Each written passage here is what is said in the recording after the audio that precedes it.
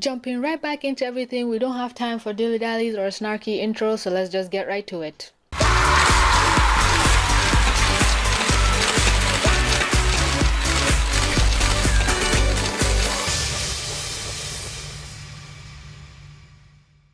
We pick up right back where we left off in the last episode with the fashion show still going on, but in this scene we see Hawkmoth with Nero visiting his, I assume, dead wife's grave? That did not feel right to say. So Gabriel is telling his wife's corpse, I guess, that hey, I'm tired of putting our son in danger, I'm gonna give this up, I can't do this anymore. He tells Nuru, I relinquish this thing because he has the brooch, I guess, in under his tie, which kind of confuses me because the brooch only has its wings when Nuru is in it, but when he's out of it, it's just a little pin or pendant. And when we look at this scene where Audrey is, are these things on the sides, are they like seats, or are they just pillars holding up the walkway and underneath it's like water? Because there's these tubes that lead into the coffin that, did I say Audrey? Whatever Gabriel's wife's name is. What's her name? I cannot remember her name right now and it's gonna haunt me for a while. But it leads into her coffin. So I really think this woman is in a coma. I don't think she's dead. Not every show is Steven Universe that likes to show a dead body constantly. But we see Gabriel sit down, he's contemplating his entire existence as Natalie pushes a cart over and she hugs him, she comforts him, and this is when people just started saying, Natalie x Gabriel, and I'm over here with a cinder block about to bust some heads open because no. Keep your ships to yourself. That is one ship I will never support. Natalie, go away. And some other people are like, she's just comforting him. She doesn't like him though. And I'm over here as a woman saying, I wish. But back to the fashion show, everything just pauses and people are surprised. And I'm here thinking, what the hell could it be? But as soon as I see Audrey fold her hands, I just thought it can't be Gabriel, can it? But then it is him, and I'm trying to choke back all the sappiness of the scene because it was so awkward. It was sweet, but it's the kind of sweet that you just don't want to look at. But because Gabriel was here, it just shot the popularity of the whole event into the stratosphere. Everybody's gonna be talking about this fashion show, which in tail means everybody's gonna be talking about Marinette's hat, which is awesome. The scene where Audrey is trying to push down her glasses and look at Gabriel and Chloe just copying her, I was laughing so hard because I'm here like, you're not even wearing glasses, what the hell are you copying? But then we have the two families basically come together. Gabriel is giving his apologies to Audrey, saying I fired whoever was responsible, which is an obvious lie because that would mean he'd have to fire himself, but he doesn't specifically says he fires Natalie. And because Audrey forgets things way too easily, she probably can't even remember who it was that spited her. But then, like I said in my video which got blocked worldwide, why did Marinette and her family come up to these people? Why? Just keep walking, please. Maybe it's because, okay, all three of them are in the same class, they're kind of friends, or Marinette's hat is on Adrian, so she's the designer, she has to be next to her design. It could be any reason, but me personally, I would have walked away. We have Gabriel and Audrey. Those are two people I don't think I ever want to be in the same room with. So Audrey removes her glasses and we see how ugly this woman is, or how her modeling just stopped working because her eyes were terrifying. There was even the scene where she said Fozo, and I said, is she trying to say for sure? Is she trying to sound cool? Please stop. But instantly she does the thing that just surprises everybody and she said, hey, let's go to New York. And everybody is happy for her, even Adrian, which makes me sad because Adrian was ready to just say goodbye to Marinette forever, saying, hey, just go to New York, you'll become famous while I stay here and continue liking Ladybug. Why? Just why I hate this love score so much.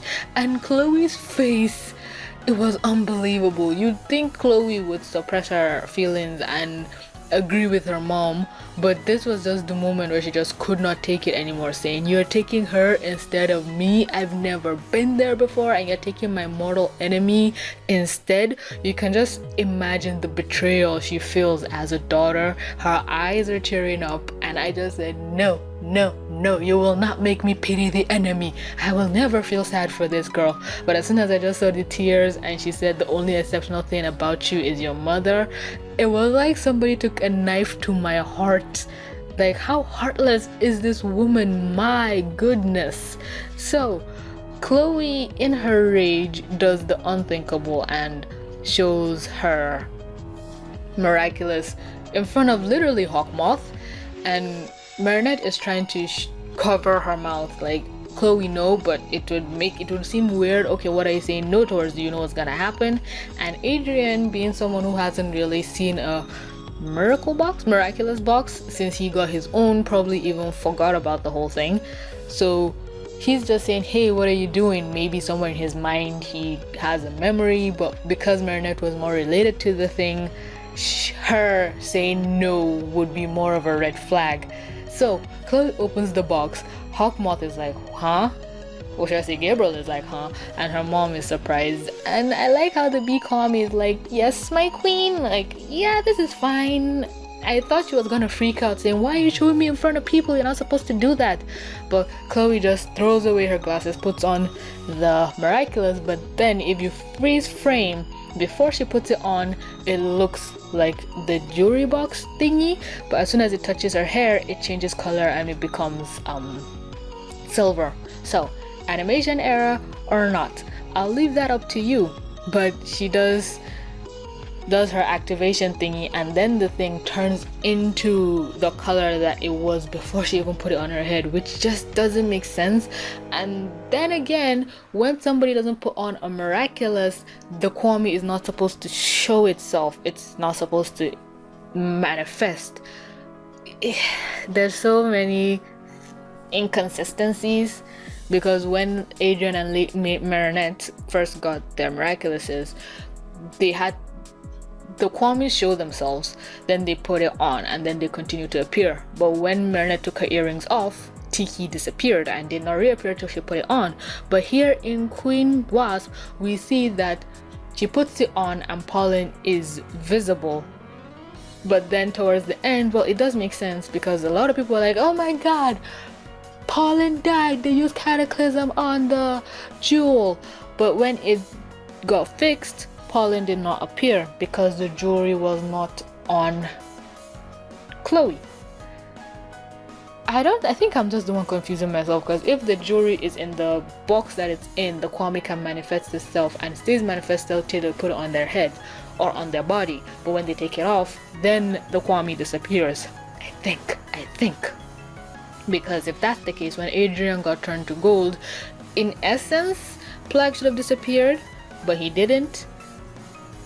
Let's just leave this here. I'm gonna confuse myself and probably everybody watching. So Chloe puts on the jewelry, the headpiece, and she has just the best transformation sequence ever. I love it so much. It's so freaking good. I replayed this thing almost 10 times in a row because it was just so sassy. It was just so Chloe. So she turns into a hero, which is basically an anti-hero or a borderline villain, and she reveals her identity freaking immediately and goes off, and her mother basically doesn't even care, and I'm like, good gracious, no wonder this girl is like this.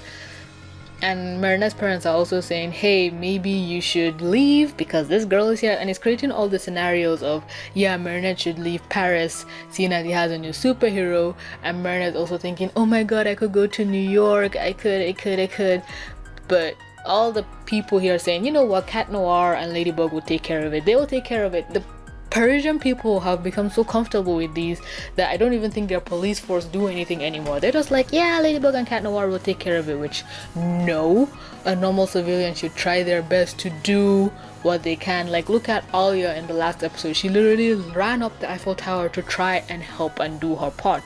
Or maybe that's because she was a hero at one point. But yeah, Chloe's weapon, it's basically a knockoff yo-yo. because it just attaches to something and she just goes towards it, just like how Ladybug's yo-yo wraps around something and drags her to it. So, and Chloe can also walk up vertical walls. Well, I've seen Ladybug and Cat Noir do it too, so it's not really impressive. And does this town only have one model of car? Because I saw that car with Gabriel. That's the same car that Adrian and Gabriel went into. And there's also a little mini car, so cute. But then Chloe is like, there's no one worth saving in this city. Nothing ever happens. And I'm like, yeah, you're the hero now. If you weren't the hero, something would happen. And she does the unthinkable and puts a whole train of people in danger. Basically calls the news network and says, hey, this thing is happening, come see. And she literally think about it, she almost killed a train full of people just to be a hero. If Ladybug hadn't been there, Lord knows what would have happened. Also see Marinette kind of talking to Tiki on the train, despite her parents actually being there. And I'm like, girl, what? Or maybe because her dad is distracted saying, we'll open a food chain in New York, it's gonna be great. I love how supportive her parents are. It's beautiful. But is nobody surprised at the girl talking to her purse? Or maybe it's just the girl thing. You know what? I won't be surprised if I've ever talked into my own purse at one point. So coincidence of coincidence, Queen B actually takes over the train that Marinette is on, and she uses her superpower to sting the conductor. But then I was like, so her special power-up is to paralyze people? I thought it would be for her to control people, but it's kind of a lame power. Like seriously, Cat Noir is Cataclysm, Marinette is Lucky Charm, Reina Rouge is Illusion, Carapace is Protection, but she is Immobilization. It just didn't seem right. But anyway, cutting to the next scene, we see Gabriel open his own box where Nuru is in, and yeah, Nuru just manifests. But when he manifests, oh yeah, the jewel is still there. It was really dark. I thought the jewel disappeared. So he's still in his manifested form until Gabriel takes it out and puts it on his body. So the Miraculous doesn't even have to be in an official Masterful type box thingy. It just has to be on another object. I have questions and I need answers. And the next scene, the jury is already on Gabriel, which doesn't make sense. It was just, I think that's another era. They were just using his normal transformation animation, and we got 4 miraculous transformations in this episode: Ladybug, Cat Noir, Hawkmoth, and Queen Bee. It was beautiful. So Adrian books it to his room and turns into Cat Noir, and I'm like, I missed you. An whole episode without you is basically taboo at this point. I hate it so much. So Marinette's parents are trying to stop the train, and Marinette sees it as her opportunity to transform, and her mom is basically saying, Tom, stop the car. And in my head I'm thinking, do you know how to drive this thing? And another scene where as Queen Bee is trying to stop the train, and one of the people on the train are like, is she gonna help us or what? I'm like, excuse me, what are you doing? I hate that thing so much, where when one person is trying to help or is doing their best, some other asshole is saying, can you do this quickly? Or, oh my god, you're not doing this right. That thing gets under my skin. I just turn to that person and say, what are you doing? What are you contributing to this thing? Nothing? Then sit your ass down and shut the fuck up. It really pisses me off. So having basically the same type of interaction happen twice in a row really got me going. So the news team comes up, and Adrian, in this scene, he looks like a plastic doll. I don't know if it's the rendering or I don't think there was texture put on his skin, because he looked so plastic. It was off-putting. So, and also, how did he know that this train was in danger? Because he just got into his room and transformed, and he knew Queen Bee was out there. But from what we can tell, he didn't see any news reporting of a runaway train. So did he just hear about it? Did he just go and his senses told him? This is another plot hole, ladies and gentlemen. I found another one. And I like how him and Ladybug never really question the fact that they always come at the right time. Maybe because, like I said, they take care of this problem so quickly that what if Ladybug is in a situation where she can't leave? Will she just say, excuse me, I need to go to the bathroom? She transforms into Ladybug, go takes care of whatever and comes back. Because normally with shows with teenagers turning into superheroes, there's always the problem where their superhero life infringes on their normal life. But for the most part, Adrian and Marinette are able to juggle these things easily. Adrian especially, because he has such a busy life and he has such a strict household. Which is weird, you never really see the dude in a strict household. Have I mentioned I like this show? So, Ladybug is being unnecessarily harsh, saying, this is not a game. She wraps her yo-yo on a train, and I don't know what kind of superhuman strength she has to stop this thing, or because she wrapped it around the train and put it around a bar, and her wire won't cut, but the bar it is wrapped around sure as hell will. And Cat Noir uses his own staff, which I also assume is unbreakable, just like Ladybug's yo-yo, and before Queen Bee got decapitated, Cat Noir saved her. And he's such a gentleman. He goes out and he's helping everybody on the train, saying, okay, you guys can come out now. Oh, thank you for riding this thing, thanks for being possum. And as Marinette Ladybug goes over to investigate, she finds that the conductor was stunned, and it does look to be from Queen Bee. But it could have simply, her parents could have really just removed his hand from the, I guess, go stick. Or maybe because he was paralyzed, his hand was clasped on it. But that could have just been something that could have easily been resolved. So Ladybug just rushes out saying, this is your fault or whatever. She's like, yeah, we did this, we're a team. And she's like, no. And if you look at where Chloe's Miraculous is, it's a little bit higher than when she actually put it on. So she basically reveals what Queen Bee did on live television, mind you, which also kind of sucks because yeah, this is why you have a secret identity, because when you mess up, people don't know you messed up, because now people like Nadia Shamak literally said Queen Bee, or in fact Chloe Bourgeois, calling her out. So this thing that she did, putting people in danger, was put on blast, and she was basically saying, who cares, we saved them, didn't we? Which shows how bad she is as a person. They called in her mother of all people. You should have called her father, you assholes. Her dad is actually the mayor. It would have been more better for your ratings to call her dad. But Ladybug says, give me back the Miraculous. She's like, no, finders keepers. And Cat Noir just says, you lost the Miraculous. And she just goes towards him saying, you lost one too. And I'm like, no he didn't. As far as Cat Noir is concerned, he clean. You lost the Miraculous. The only thing you can put over his head is that you fought Style Queen alone. And Queen Bee used this as an excuse to disappear. They're trying to find her and they're like, oh, I know where she'll go. Cat Noir is like, okay, I'll come with you. And the news crew are just on their tail.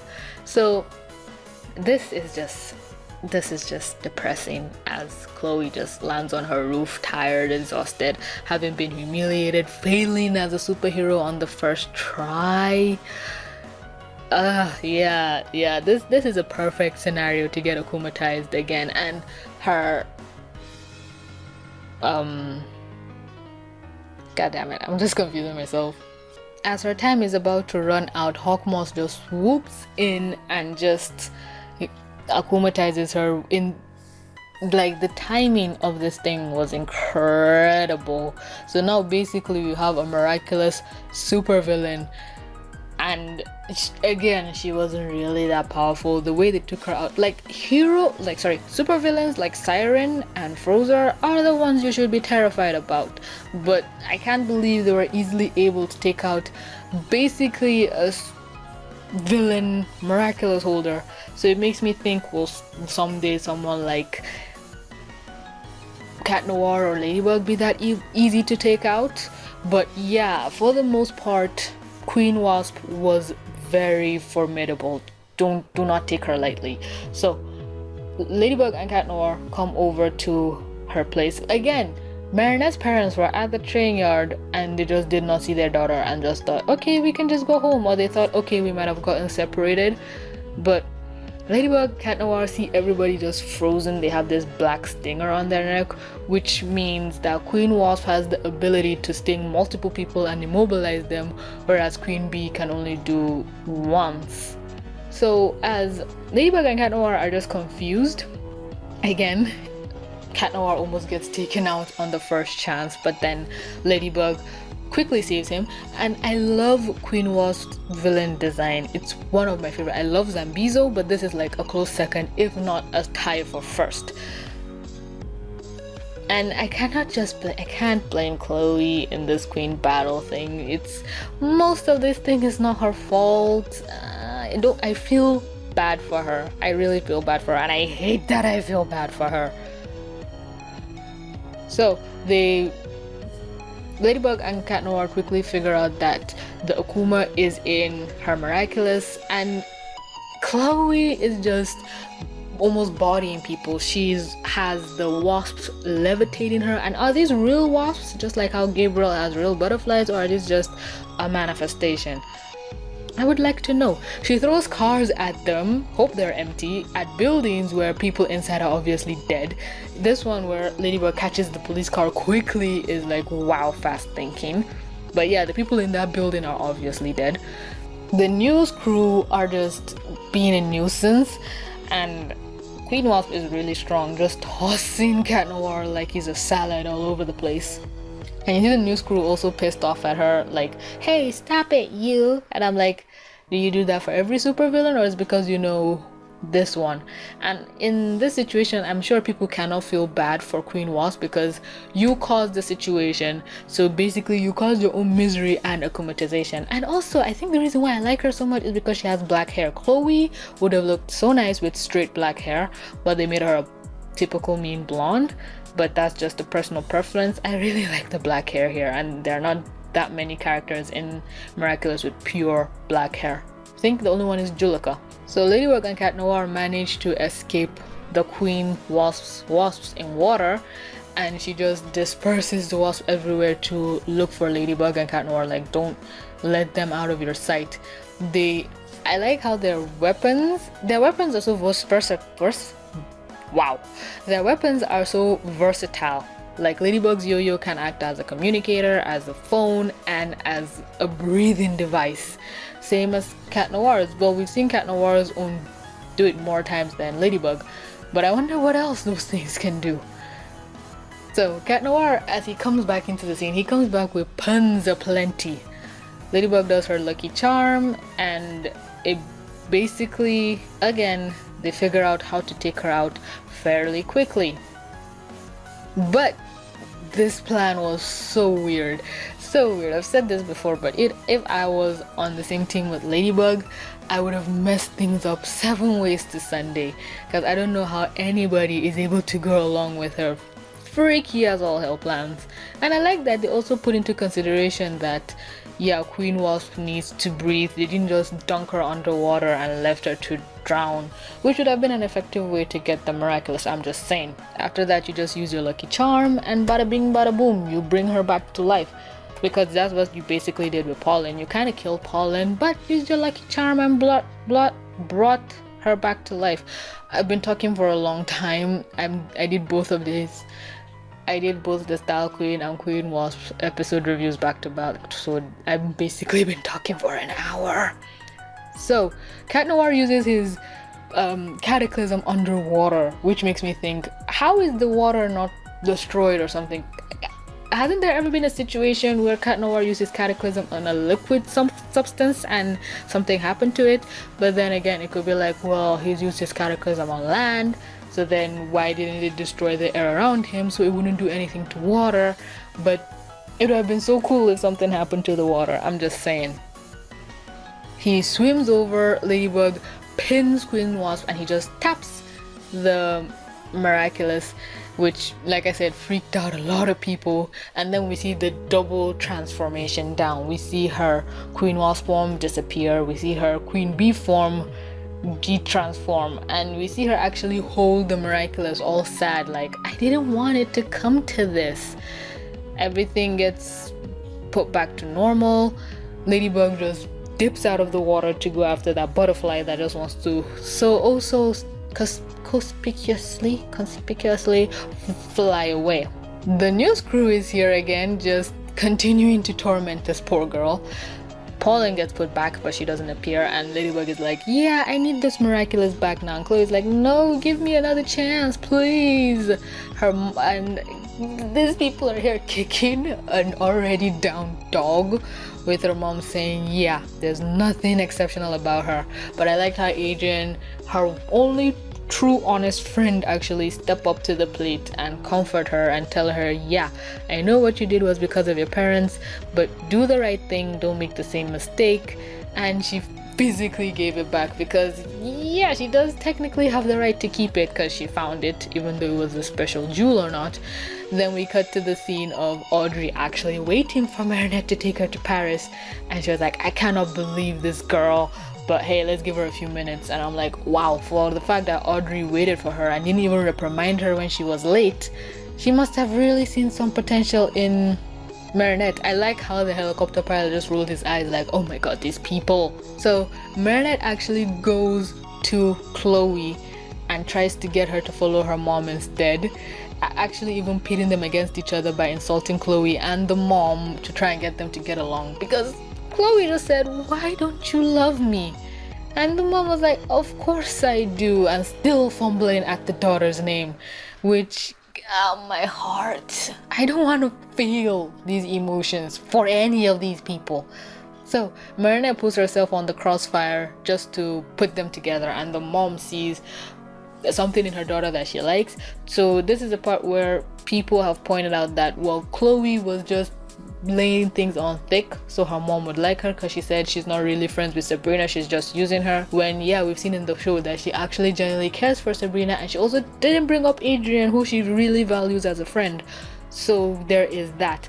But I can't believe the mom likes the daughter more because she is a mean, spiteful bitch. But yeah, the apple doesn't fall too far from the tree. Once a bitch, always a bitch breeds a bitch. I'm sorry, I don't like any of these two. They hug, it's sweet, it's sappy, slit my throat, and they have another cute scene where they tell the pilot he's fired for no apparent reason. We have Gabriel again at his wife's grave. I'm just gonna call it her grave or catacomb, and he's looking at her saying, we have a chance, I might be able to bring you back, I will never give up. And Natalie's like, I thought you said you would give up. And he's like, no, I miss her too much. And she's like, okay sir. She goes out, she closes the door, and she has a moment to herself, which is just a sign for anybody who thinks she doesn't like him of, yeah, why would she do this if she genuinely had no feeling for the man? You could argue, well, she's his staff, she feels sad for him, but no. If this was an adult show, well, people say it's not a kid's show, but if this was a more mature show than for teenagers, it could have probably been that Gabriel was kind of with Natalie as a cushion, as somebody to just comfort him when his wife is not around, but he still misses his wife and he's still with his wife. So he probably made it clear to Natalie, this thing between us is probably just physical. If my wife comes back, I'm hers 100, and Natalie maybe agreed or whatever, then she developed feelings for him, and the situation she can't show it because Gabriel's heart and soul is to one person. So yeah, I got that tone from this. Am I the only one? Please tell me I'm not the only one. That would make for some juicy and spicy-ish, like the man she loves lost someone else and he's only with her because the woman he loves is not here. Depressing. This show has a lot of depressing undertones. I really want to make a video about that also, but I wanted to get a sponsorship from BetterHelp first. Yes, I know they're in this kind of whole drama, but hey, money is money. I don't judge. So the scene comes back to Marinette, her parents, and Alia playing a video game, which was weird, but yeah, there's some families who do that. And Marinette saying, yeah, this is my city, I've been here, my friends, my family, everyone I love is here. And Alia does it again, saying, yeah, especially one guy in particular. And I'm like, shut up, just shut up. And everything just ends sweetly with her saying she won't leave and Tiki just being happy because Tiki did not want her to leave, even though Marinette was saying, well, Queen Bee, sorry, I'm confusing too. Even though Tiki was against the whole idea of Marinette leaving, Marinette was thinking, well, Paris has a new superhero, and Tiki was like, who is gonna be able to de-akumatize the villains? Plus, also, you are the only one that can purify butterflies. It's so sweet. This episode raises a lot of questions. I like the end postcard, and we do see, even if it's a little bit growth from Chloe's end, and we get the step towards her redemption. A lot of people thought these 2 episodes would have been her entire redemption arc, but no, Chloe is too mean of a person to be redeemed within 2 episodes. Hell, Zuko from Avatar The Last Airbender took him, I think, 2 seasons to fully redeem himself. So please, let's not start that bullshit. But yeah, good episode. Everything was fine. Next episode review is going to be Maledicator, then Frozer, then Cataclysm. We're doing this thing slowly, one step at a time. But yeah, thanks so much. There's so much for clicking to watch. I'm tired. My jaw hurts. I love you, and I'll see you guys next time.